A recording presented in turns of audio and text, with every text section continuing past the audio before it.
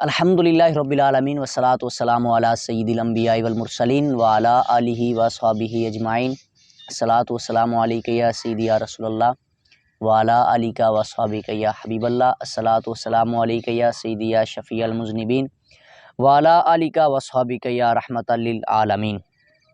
برادران اسلام، ہمارے معاشرے میں ایسی خواتین پائی جاتی ہیں کہ جن کو یا تو خاوند نے جو ہے وہ طلاق دے رکھی ہے، تو یا وہ عورتیں جو ہیں وہ بیوہ ہو چکی ہیں۔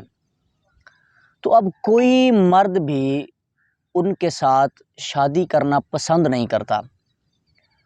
ہر بندہ یہ سمجھتا ہے کہ اس سے طلاق ہو چکی ہے تو لہٰذا یہ کوئی عیب والی عورت ہے۔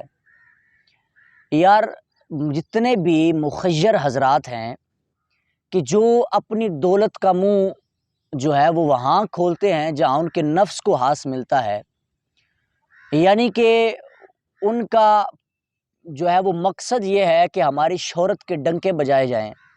اگر کرکٹ میچ آیا تو وہاں جا کر جو ہے وہ اپنی دولت کا منہ کھول دیا، کتوں کی لڑائی آئی تو وہاں جا کے اپنی دولت کا منہ کھول دیا۔ کیا اب یہ جو طلاق یافتہ عورتیں ہیں یا بیوہ عورتیں ہیں، ان کو جینے کا کوئی حق حاصل نہیں ہے کہ ہر بندہ ہی ان پر تہمت لگانا شروع کر دیتا ہے؟ ہر بندہ یہ سمجھتا ہے کہ یہ کوئی عیب والی عورت ہے جسے طلاق ہو چکی ہے۔ یار، مسائل چلتے رہتے ہیں، طلاقیں ہوتی رہتی ہیں۔ پہلی بات تو یہ ہے کہ ہمیں کوشش یہ کرنا چاہیے کہ اس کام سے ہی بچنا چاہیے۔ یہ طلاق جیسا لفظ جو ہے وہ اپنی زندگی سے جو ہے وہ ڈیلیٹ کر دینا چاہیے۔ ان چھوٹی چھوٹی باتوں پر جو ہے وہ کمپرومائز کرنا چاہیے۔ لیکن اگر ہو چکی ہے طلاق، کوئی طلاق یافتہ عورت آپ کو نظر آتی ہے، ٹھیک ہے، ہر بندہ یہ چاہتا ہے کہ میں کنواری لڑکی سے ہی شادی کروں، مالدار ہو، حسین ہو تو میں اسی سے شادی کروں۔ برادران اسلام، کریے اس سے شادی، لیکن اگر آپ کو اللہ کریم نے دولت عطا کر رکھی ہے، اگر آپ کے پاس دولت ہے، اللہ نے آپ کو ہمت اور طاقت اور توفیق یہ بخشی ہے کہ آپ کسی بیوہ یا طلاق یافتہ عورت کا گھر بسا سکتے ہیں، تو برادران اسلام آپ سے یہ درد مندانہ اپیل اور گزارش کر رہا ہوں کہ خدا را ایسی خواتین کے بارے بھی سوچئے کہ جو اکثر دیکھا جائے کہ ان کی عمر 27 28 سے 30 35 سال ہوتی ہے، تو ان عورتوں کا ہمیں گھر بسانا چاہیے۔ اللہ کریم نے اگر ہمیں توفیق دی ہے، ہمیں اگر طاقت اور ہمت دی ہے، تو ہمیں کوشش یہ کرنی چاہیے کہ ان کو نکاح میں لانا چاہیے۔ اگر ہم دیکھیں اپنے آس پاس تو کئی ایسے لوگ ملتے ہیں، کئی ایسے حضرات ہمیں دیکھنے کو ملتے ہیں کہ جو عورتوں کے ساتھ جو ہے وہ ناجائز تعلقات قائم کرنے پہ لگے ہیں، ناجائز اور حرام کام کر رہے ہیں۔ اور یار، ایسے کام کرنے سے بچنا چاہیے اور ہمیں کوشش یہ کرنی چاہیے کہ اس کو اپنے نکاح میں لانا چاہیے جس سے اللہ اور اس کا رسول بھی راضی ہو۔